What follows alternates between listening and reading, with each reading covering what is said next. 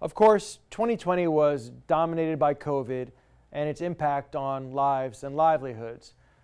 Here at GNO Inc., we drew on our experience going back to Katrina, Macondo, and even 9/11 to help our business community mitigate the worst impacts of the crisis and actually find some silver linings. And we know from these experiences that you can honor those who have lost really best by rebuilding lives and livelihoods in a way that's better than before. So first, talking about our activity during COVID, to begin with, Governor John Bel Edwards made GNO Inc. the co-chair of the Resilient Louisiana Commission Economic Development Task Force, and in this role we began to address the profound challenges that were hurting our businesses by developing concepts like cash flow relief. And moreover, we began to explore the opportunities for greater New Orleans and Louisiana that could exist, in fact, because of COVID, like the rising dominance of logistics. And we'll talk more about these opportunities later. But we also recognize that going back to Andrew Higgins and Higgins Industry, that our businesses have a long history of pivoting to meet the challenge of the day. And in the case of Higgins Industries, he took one of his swamp boats, converted it into a landing craft that went on to, in the words of General Eisenhower, save the free world. And in the process, interestingly, Higgins Industry grew from 70 people to over 20,000 and became the first fully integrated shop floor in New Orleans. So, drawing on this legacy, GNO Inc. set up GNO Pivot. And the idea is that this is a place where companies who are changing their business model to both serve the urgent need and create a new revenue source could find customers. And over 75 businesses are using GNO Pivot, including clothing makers who are now making masks, distillers who are now making sanitizers, and even maker spaces that have pivoted to making 3D shields. We also realized that there was a similar opportunity to pivot on the workforce side, and so we set up GNO Match on WorkNola, which is kind of the monster.com for the region. On GNO Match, employees who had been laid off due to COVID could find work in sectors that were surging, like delivery. And at the same time, companies who are struggling to keep up with demand could find needed staff. Of course, we also advocated very forcefully for liquidity assistance for businesses that have been shut down through no fault of their own. Based on our past experience, we wrote an early concept for what eventually became the Paycheck Protection Program. The PPP has gone on to become the largest, fastest, and most impactful small business assistance program in American history. And as you can see here, down here is the assistance that was delivered for Hurricane Katrina and Rita. About $10 billion in total loan value. Up here is the PPP as of last week, $560 billion in loan value, an increase is over 5,000%. And we're proud to have played a role in getting that program going. And finally, of course, we understood that the most basic need of business and frankly citizens is timely, clear, and actionable information. And that's why we developed our evening coronavirus updates received by thousands, and why we're now producing a vaccine dashboard, which is going to show our progress as a state towards herd immunity. And you can find more about the dashboard and other resources at gnoinc.org. But 2020 was not just about fighting COVID. Some business sectors, in fact, remained hot. You saw what I did there? Now, one of those was food manufacturing, and we were thrilled when the Louisiana Pepper Exchange announced that it would invest $2 million and create 50 jobs in a newly renovated facility in the Lower Garden District in Orleans Parish. And foreshadowing the post-COVID opportunity in logistics, Medline, the nation's leading medical supplier, announced a $25 million, 400-job, million-square-foot advanced distribution facility on the North Shore. It's now going to be located in Hammond. And as we say with GNO Inc., Medline is definitely down with PPE. Okay, moving on. In another indication of good things to come, Service Corporation International in Jefferson decided to bring 115 back office positions back to the U.S. from India and Mexico. And then we beat out locations around the country to get those jobs placed right here in GNO. Now, SCI shares their building with Sleep Number, who also expanded to Greater New Orleans from Minneapolis a few years ago. We also saw continued growth in the digital media sector. Multinationals like Keywords and Shutterstock invested in Greater New Orleans, and new companies opened here. Gramercy Labs, which is run by a Jesuit and UNO grad, expanded from New York, London, and Dublin to have a New Orleans office. Raystone opened, and they're a fintech company with a mission to democratize working capital. And Benzayit, a data analytics company, announced plans to open here as well. Continuing our push on video game development, we partnered with Microsoft and launched the Microsoft Game Camp, also working with Unity, Xbox, and Adobe. Over 400 Louisianians applied to take part in Game Camp, where they were able to build their own video game while being mentored by industry experts. And Microsoft, by the way, which owns Xbox, also owns In Exile in New Orleans, and High Voltage Software in New Orleans actually does the coding for Fortnite, the most played video game in the world, pretty much by your kids. But also back on the industrial side, also had some really nice successes. In St. Charles Parish, ARC, a clean energy company, invested $40 million at the IMTT site in St. Rose. They're going to create over 40 direct and indirect jobs with a process that actually converts coal waste into clean energy. And in New Orleans East, Italian company Areapac is opening a facility that makes plastic packaging, adding value to the feedstock that's made in the river region. But of course, as you know, business development is just one side of GNO Inc. The other side is product development, creating a better business environment. And on the policy side, challenges notwithstanding, we were able to bring home some important wins for Greater New Orleans. We spoke at the White House about the importance of opportunity zones and expanding them into communities of need. And then working with our congressional delegation, we were able to pass important legislation like the Water Resources Development Act, which will eliminate over $600 million in accrued interest for Louisiana and our post-Hurricane Katrina protection system. We've also turned our attention to promoting a consolidated regional agenda for infrastructure priorities so we can maximize the benefit to Louisiana and Greater New Orleans when the expected federal infrastructure package rolls out. Here at the state level, we also helped pass some key legislation.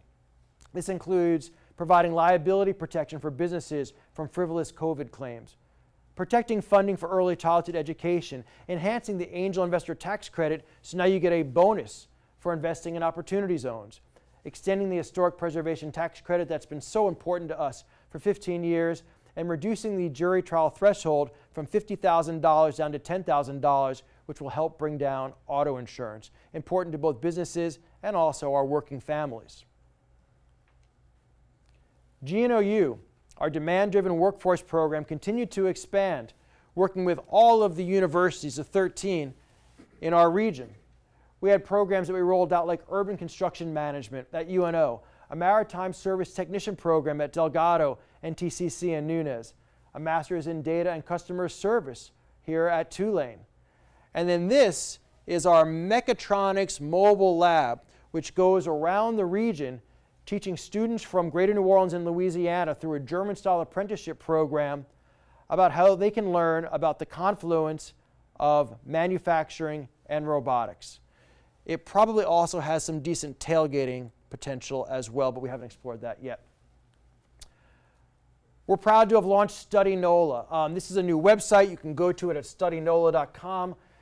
The issue is that we are an education destination. Here in Greater New Orleans, we have 13 higher education institutions, including Loyola, where we are today, of outstanding quality and diversity, including the only public-private HBCU cluster in America. And it's about time that we started using our schools as a competitive advantage. Please go check it out at studynola.com. And not all of our education was at the college level. In partnership with the Joe W. and Dorothy Dorset Brown Foundation and the Louisiana Children's Museum, we also produced a series of videos drawn by children to help educate our kids on the importance of coastal restoration. And Pelly the Pelican, her real name, tells the story of coastal preservation in kind of a schoolhouse rock kind of fashion, only that's a different kind of bill.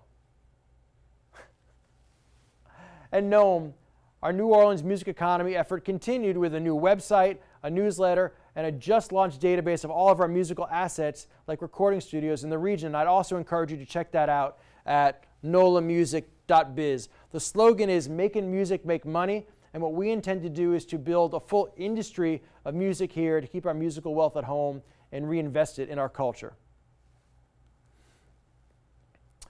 Our effort on economic mobility and black wealth creation really gained momentum in 2020. We now have work streams focused on entrepreneurship, career advancement, youth development, public policy, and the digital divide. In entrepreneurship, we held a panel in partnership with the White House that included Xavier, Dillard, SUNO, the Urban League, and the Regional Black Chamber. As a result of that event, we now have a paid internship apprenticeship program which supports local HBCU students interning at startups.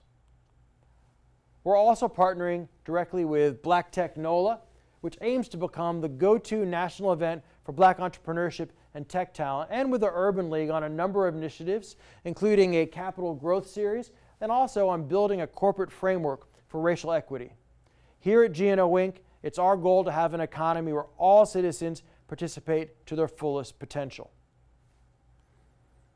And finally, just like you can't cancel Mardi Gras, you can't cancel great rankings. And so here are a few that came in for 2020.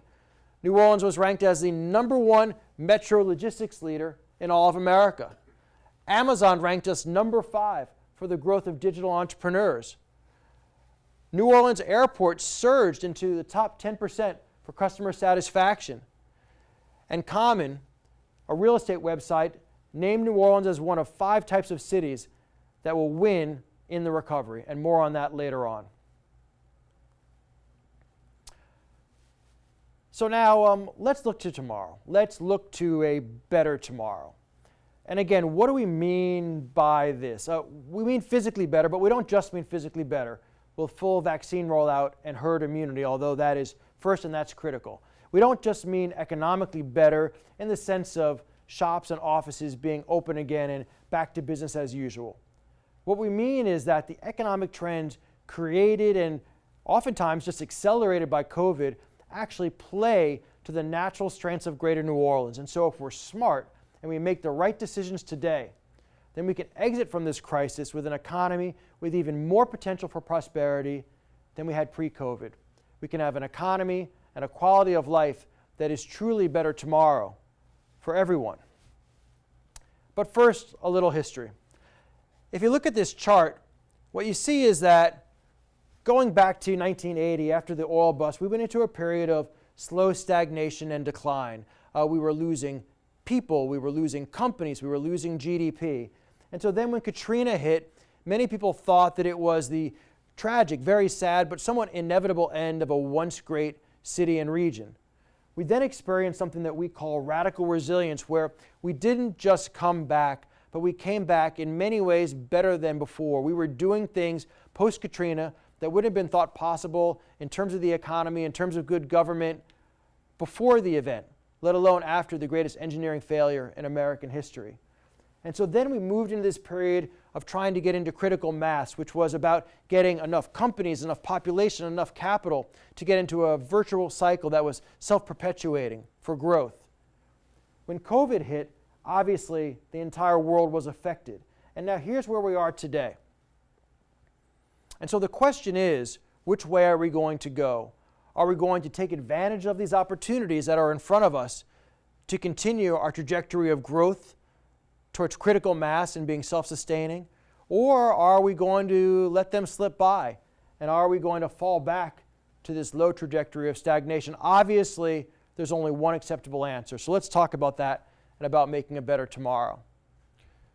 The first opportunity is absolutely in trade and logistics. And some people now say that logistics is the new retail. What they mean by that is that if you are able to deliver your product fastest and at the lowest cost, you're going to win. And Southeast Louisiana was born to win this contest. In fact, in 1682, Robert La Salle wrote to King Louis XIV, the Sun King, and said, "A port or two here would make us masters of the whole of this continent." And he was right. So now is the time to go back to the future with trade. We have the Mississippi connecting us to 32 states and 2 provinces, currently being deepened to 50 feet. We have 6 Class 1 railroads. We have great highway connectivity. And we have a brand new airport that's one of the fastest growing in the country. But what are we fighting for? And this is the key thing. We're fighting for this, America's trade battleground, the middle 1/3 of the country. Houston, it's congested. Long Beach has famous problems, infamous problems. If we make the right investments, for example, in a container facility that can take the new post-Panamax vessels and we develop a consolidated single strategy, we can win. But that's the key. For too long, our trade stakeholders have acted in isolation, sometimes in competition, and this has only confused our message and diluted our impact. If we act together, from Baton Rouge to the Port of South Louisiana to New Orleans, St. Bernard, and Plaquemines, we can dominate the middle of America, from Dallas to Chicago over to Atlanta. With digital media and technology, the United States, and especially Greater New Orleans, has a huge opportunity. For years, technology companies have been offshoring to seemingly less expensive overseas markets. But what COVID showed them is that this can in fact be an expensive strategy. You can work from home in St. Bernard, but you can't really do it in Bangalore. The infrastructure, it's not there. So companies are now looking to grow in the United States. They're reshoring. And here in the US, there are a few places that can compete with our low-cost, high-culture value proposition. And that's why you see companies like SCI moving jobs back to Jefferson from Mexico and India. And that's why you also see DXC choosing Greater New Orleans instead of overseas for their 2,000 job service center. It's why you see Shutterstock coming down from New York City to invest in New Orleans, and TurboSquid, and Microsoft linking up from Seattle and coming down here for In Exile. It's why you see Gramercy Labs, a technology incubator located in New York, London, and Dublin, opening in New Orleans. We have a fantastic opportunity for diverse jobs in digital media. Now, manufacturing, interestingly, has a similar situation. Just like with technology, COVID has accelerated the trend for manufacturing to be brought home to America. And this is about more than just patriotism or Buy American. As Business Facility magazine says, the previous focus on the lowest cost scenario, which led to growth in China and Southeast Asia, will now become more balanced as companies look to reduce risk. And when companies look to where they want to rebalance in the US, they'll consider Southeast Louisiana. We have some of the best industrial infrastructure, the most productive workforce, and the lowest utility costs in the United States. And one area that we're particularly interested in is pharmaceuticals, because currently up to 80% of our drugs are made in India and China. And for both economic and geopolitical reasons, they should be made right here in Louisiana. Now, unsurprisingly, COVID has also accelerated trends in healthcare, and GNO is on the cutting edge. With in-person visits a challenge, telemedicine is on the rise, and our local institutions, like Ochsner, are leading that trend. In fact, Ochsner Telehealth received a higher customer satisfaction ranking online than Amazon or Netflix. GNO is also leading in infectious disease research. For example, Tulane Medical School, which was founded to combat yellow fever and has helped cure Ebola, and is now leading the fight against COVID. But beyond COVID, GNO has an opportunity to become the MD Anderson of neurodegenerative diseases. And why is this important? Because with the population over 65 set to double by 2050, pathologies like Alzheimer's disease, unfortunately, will continue to grow. But also, interestingly, because 25% of all the hotel stays in Houston are people getting medical care at the Texas Medical Center, destination healthcare is an extraordinary economic opportunity. So here in New Orleans, we have multiple organizations doing great research and clinical neurological work, such as Tulane, LSU, LCMC Health, the Saints, the Gleason Foundation, Xavier, and many others. And if we establish GNO as the hub for neurological research and care, we can improve lives, thousands of lives, but we can also create significant jobs and wealth. Also continuing, despite COVID, is aerospace manufacturing in New Orleans East. The Artemis program, a partnership between NASA, Boeing, Lockheed Martin, and many others, will continue to employ hundreds as we build the vessel and the rocket that will put the first woman on the moon in 2024 and deliver humankind to Mars after that. And another opportunity for us, which is related to Michoud, is wind. In fact, wind is a potential triple win for us. First, we have the manufacturing and trade capabilities to design, build, and ship windmill components around the world. And this is already happening at Michoud, where the longest blades in the world are being designed by LM Wind Power. And here, in fact, is a ship on the Mississippi being loaded up with windmill blades. Second, we have a 70-year legacy of offshore marine service. Our companies like Edison Schwest, Ares Marine, and Mino Marine are already building wind service vessels and providing support. And here's a picture of an offshore wind superfeeder vessel made by Second Wind Marine that's going to be part of that fleet that's servicing wind structures around the country and around the world. And finally, we have a longer term opportunity to actually place offshore wind in the Gulf to be part of a renewable energy portfolio. Governor Edwards made a first important step in this direction when he made a request to the Bureau of Ocean Energy Management in D.C. to move towards wind leases in the Gulf. And to support this effort, GNO Inc. has created the GNO Wind Alliance with members from energy, offshore services, universities, and beyond. And as you can see, the slogan is Laissez le bon vent souffler. Let the good wind blow. And finally, we have a general lifestyle opportunity. COVID has robbed big cities of the benefits of density. As a result, per the Wall Street Journal, workers are now fleeing big cities for smaller ones and taking their jobs with them. And Greater New Orleans has been ranked as a top 5, for where these urban refugees should resettle. It's a generational opportunity for GNO to not only bring home Louisiana expats, but also to bring in remote workers and their jobs, tax base, and eventually companies. And to this end, GNO Inc. has revamped our Destination GNO relocation website and hired a full-time social media manager to target these future Greater New Orleanians. And you can check this out at destinationgno.com. And thank you to Chevron for your sponsorship of Destination GNO.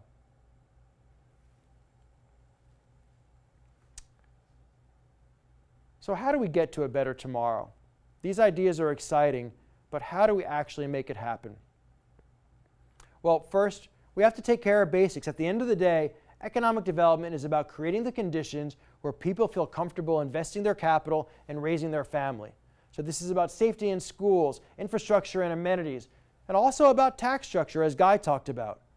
If we get these right, success will follow naturally. Second, it's about investment in education and training. Starting with early childhood, we have to ensure that all of our citizens have the skills to be able to access these jobs. If we harness the human potential, our residents will be able to generate wealth and our companies will be able to grow. This is how we achieve prosperity and equity. Finally, we have to tell the world our story. Everyone loves New Orleans around the world, but for our music and our food and our culture, we have to tell them that that is certainly true and you can never cancel the Mardi Gras spirit. But all that opportunity that we just reviewed also makes New Orleans an outstanding place to build your company and to raise your family. That's what we have to do if we want to get to a better tomorrow.